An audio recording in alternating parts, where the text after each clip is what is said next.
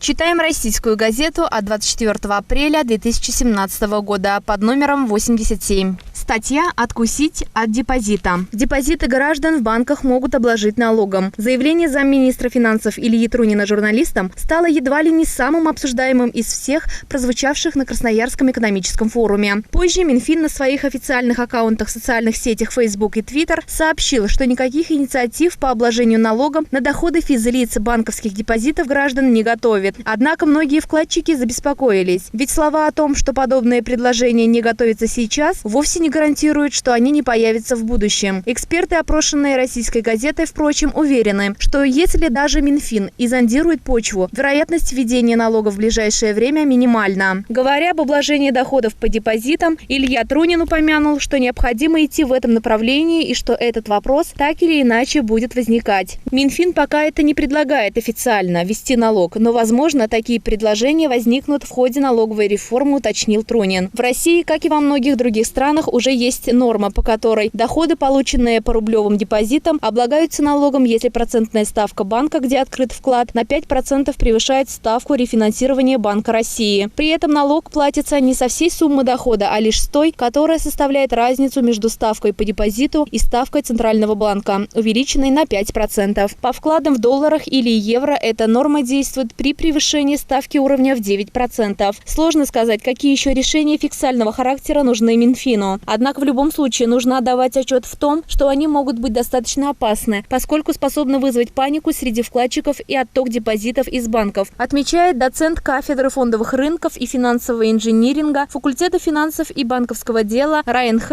ИГС Сергей Хистанов. По его мнению, несмотря на то, что вопрос был поднят, вряд ли кто-то реально решится трогать депозиты. Маленький налоговый эффект, большие социальные последствия. Эта комбинация делает совершенно невероятной возможность того, что инициатива, если она появится, будет поддержана, считает собеседник российской газеты. Банковские вкладчики и так, мягко говоря, разочарованы теми процентными ставками, которые предлагают крупнейшие банки. В случае введения налога на депозиты приток вкладов может заметно упасть, предупреждает вице-президент Ассоциации «Россия» Олег Иванов. Большая опасность может заключаться и в том, что граждане, уходя из вкладов, станут активно пользоваться финансовыми инструментами, в которых плохо разбираются. Это чревато очень неприятными последствиями, добавляет он. Статью подготовила Илья Кривошапка. Специально для рубрики «Читаем газеты» Олеся Григорьева.